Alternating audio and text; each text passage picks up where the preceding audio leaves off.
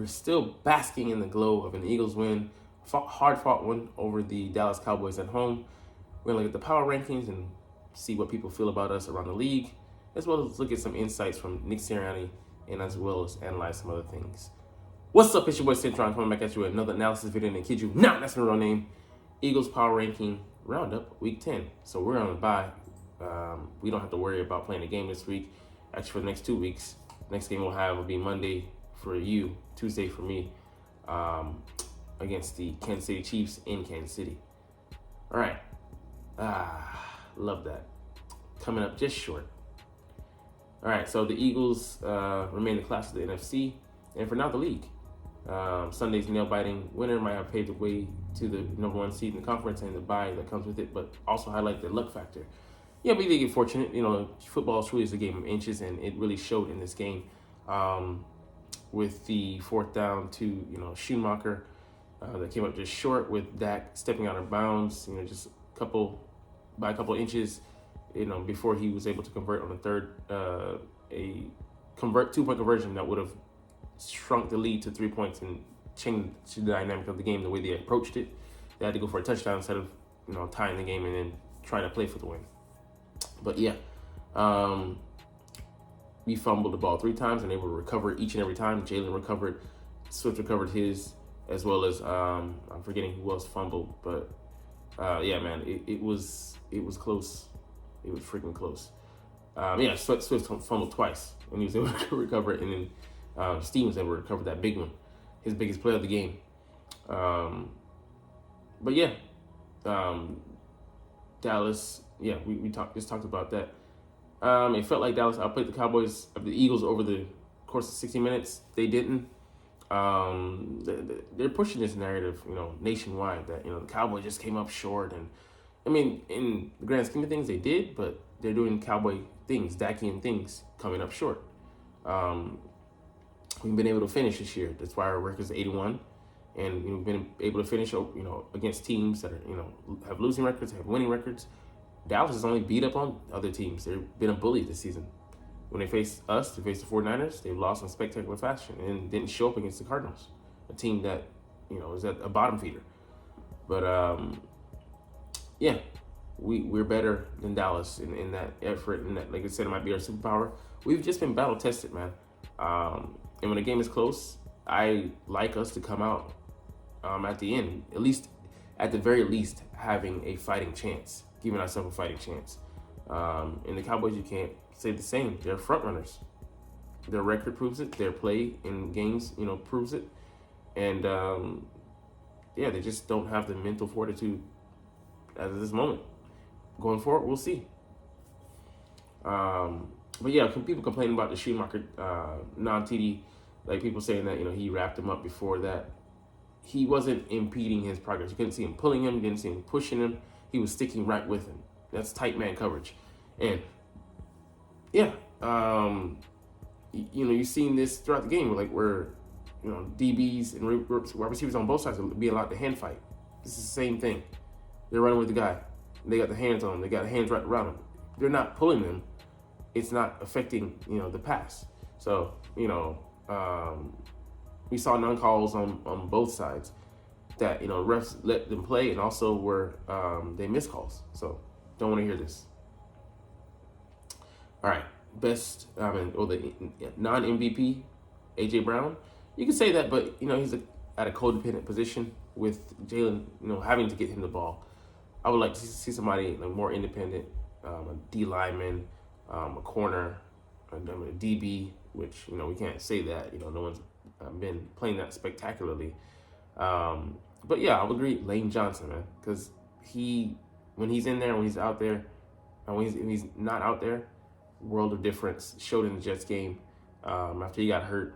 Yeah, we went and scored a touchdown, but we weren't the same after that. The approach from the Jets was different after that. So, but AJ, man, he's a good one overall to highlight.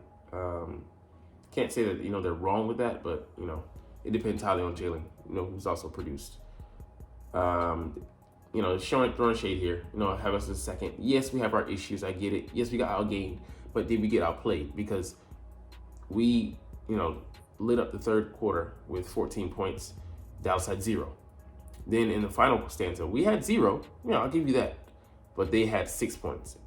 And we held them out of the end zone with those being field goals. So what more do you want? That doesn't highlight how how much of an impact we have on limited plays. I don't know what else to tell you. This is concerning. It's something we have to to get on track, get fixed. Cam Jurgens can help us with some of this, but he's not the sole reason for it. We got to look at our philosophy, which they did in the red zone to fix those issues because they were pissed about being at the bottom. To do the same overall in the run game, get us on track, because there's no way we look that dominant with against, albeit they're struggling and may not have a winning record now, against the Vikings and the Buccaneers in the run game, and then look this incompetent, not just for 1 or 2 games, but it's been 5 games in a row that we've been on this slide. Yards per carry has been down, overall yardage total has been down, and we just have to get it figured out. So self-scouting during the bye week and get things back on track to where they need to be, so that we can truly have some dominance on the offensive side and keep that stability. Because we don't just want to air it out just because we can, because it's going to be some days where the pass is going to be, it's going to be clamped down. It's going to be hard to come by yards wise, and we're going to need that run game, something stable that should be a staple to depend on. Bars. But yeah, 24-5, dating back 2002. I'll take that.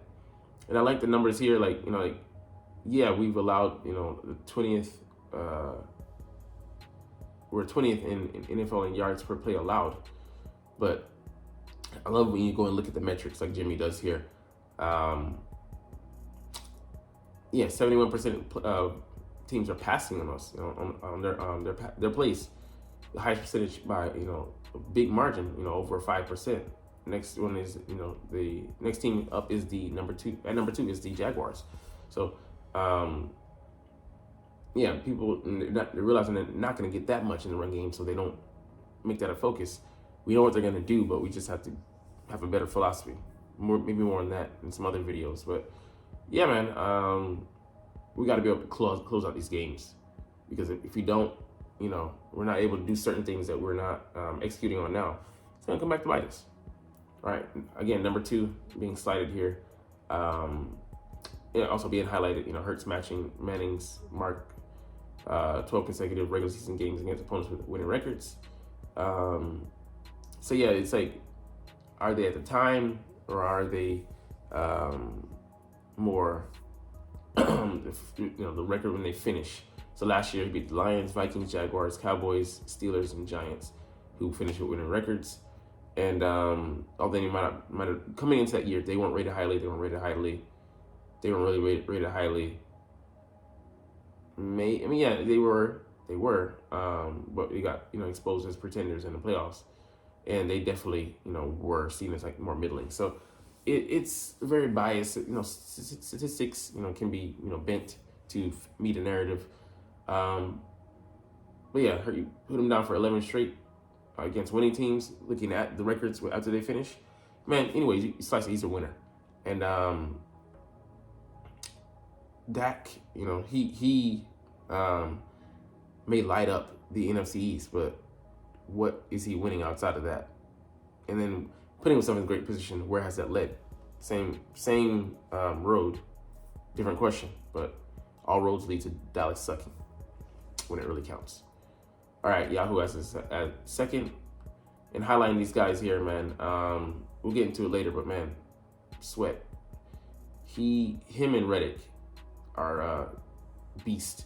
6.5 sacks for him and 7.5 for Reddick. And yeah, when we had to have it, Sweat is breathing down Dak's neck, making him. All right, CBS first. So yeah, Jalen Hurts is limited. Let's see. But yeah, we're having trouble stopping teams through the air. We'll see.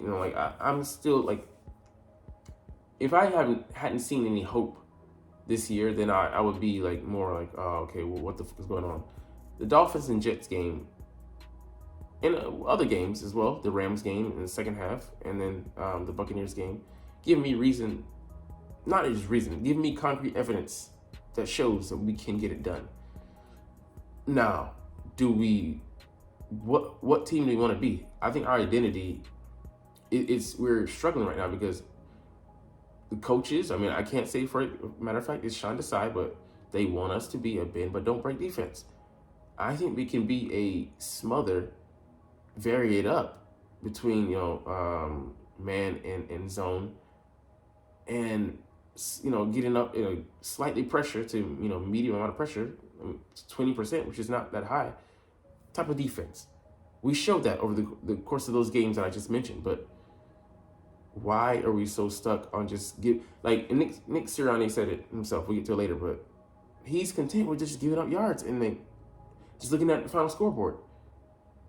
That doesn't win you games against teams that are going to, to stress you on defense. You're not supposed to stress you, you're supposed to stress them. But anyways, let's get to that guy there, Nick Sirianni. He talks about options at tight end and nickel corner.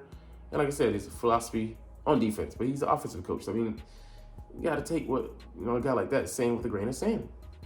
But, I mean, he's the leader of the team, so he is going to be culpable in the end.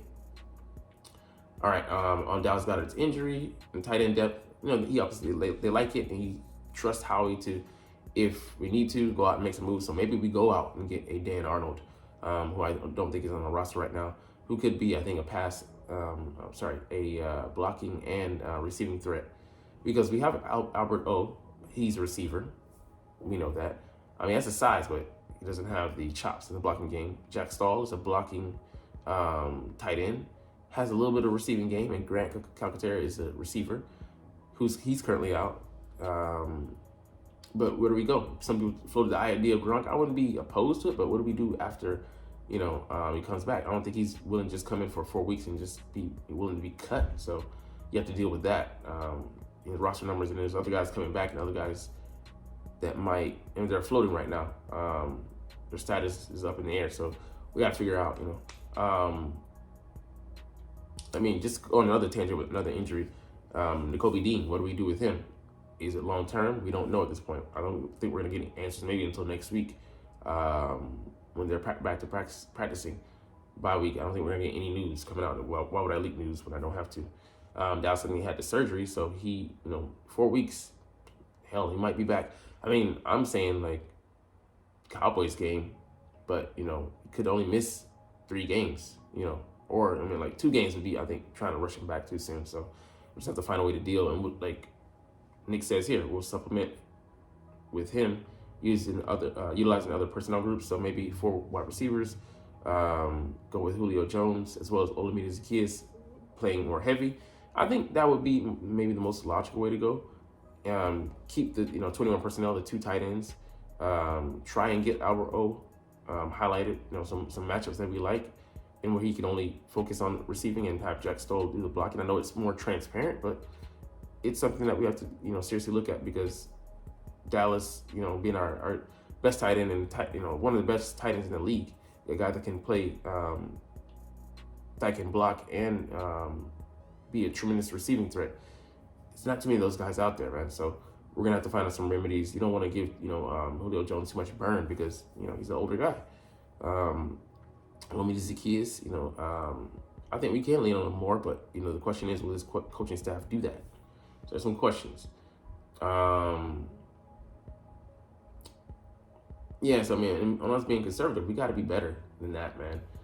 We were up 28-17, and that's a game we should be not on cruise control. We should be looking to push the pedal down a little bit more, widen that gap, and not get conservative against a defense to that point that hadn't stopped us.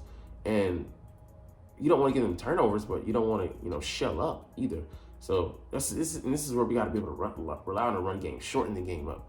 And I know we don't wholesale believe in that, but the stats show that if you can do that, you can close out games. You can limit the number of touches the offense gets. So they're out there lighting it up. They're out there having a game. Dak, and you allow him get into rhythm, not be challenged, and just take what we're gonna give him. He's gonna get the momentum, and that's really key. In football, and have the confidence. We're allowing them to have that, and then we're supposed to just stop them kind of cold turkey when they get into the red zone. I'm glad that we were able to do that, but that's not ideal at all. It's like diametrically opposed, philosophy-wise, so it doesn't make sense. Yeah, it just, the third, and now, he said he likes to call, but Nick is always, it's not disingenuous, but it's more behind closed doors things where they're going to fix things that need to address, but we're always going to get that wall there, which is great, public show, but yeah, like I said, it's a bit disingenuous because we all know if you make it a 4th and 2 and then we push, that's ideal. Keep the drives going, and then, Dallas is not on the field. Our offense is on the field. The clock is our friend, and we're not using it. We're trying to relegate them to just, a little quick relationship. It's about long-term stability, baby. All right. Let's see, at the nickel position. Yeah, Eli and Sydney were out there because we have confidence. This is, again, him just talking. He's talking. We're listening, but it's not adding up, man. The math ain't mathing. So Bradley Roby, I believe we're counting on him to come back, and he said he's going to be back after the bye. So hopefully we can get some stability finally with that starting 5. Bradbury, Slay, Roby on the inside, and then Sydney and the dime package isn't coming in. So substitute as well with Eli, shuffling in and out sometimes, and maybe Job as well on the outside. But having Reed and Kevin Byard, that'll be our best bet. And I believe we'll be better moving forward if they have those 5 guys out there consistently. And the run game, yeah, we got to get it on track. Yeah, there's too much going on. So let's look at some of the smaller things he was saying. The execution error, like we have when Swift and A.J. Brown ran into each other. A.J. ran into him, and he didn't even feel it. But it could have been a disastrous play. But yeah, we got to get those kinks worked out because we're not a motion heavy team, and that was a play where we did have one. We were looking at something there, but execution fell through. Yeah, like he's saying, I agree with him. We don't want to be too predictable, but times where we could shade somebody when they're obviously doing damage. I mean, what's more important, stopping them or sacrificing our strategy a little bit? It's got to be a balance there somewhere. Yeah, Steen, I think he played good in spots, and then had some spots where he struggled. But it's his first start against that Dallas defense that gets pressure. Hey man, he did an okay job in my book, and I don't agree with PFF giving him like a 13.3 passer rating or 14.3, something like that. It was super low. He didn't give up sack. Gave up 5 pressures and 1 hurt. Okay. Yeah, Jack Driscoll coming in there for just that 1 rep. Yeah. On a maybe goal line carry, or on the sneak. Yeah, crucial, man. Our backups are just rated. I think that's the difference between us, and the Cowboys. Like I said, we're just ready for the pressurized moments, and even when we didn't have a timeout, to call, when Slay went out, and then Bradbury went out, and then Slay went out, we're still calm, cool, and collected, giving them penalties on the way there to the 6-yard line, and they still couldn't get in. That's the difference right there. We're closers, they're folders. Now, let's go have some Folgers. All right, anyways, we're going to get up right here on that note. But you're not even watching, though. But it's all good because I love talking about the Eagles. I love making these videos. So, like I said, we're going to chunk the deuces. But as always, it's fly, Eagles, fly. And let's motherfucking go. Like, comment, share, and subscribe Thanks for watching. Check me out at Centron Anime, Centron Life, or Centron Laughs, or other social media.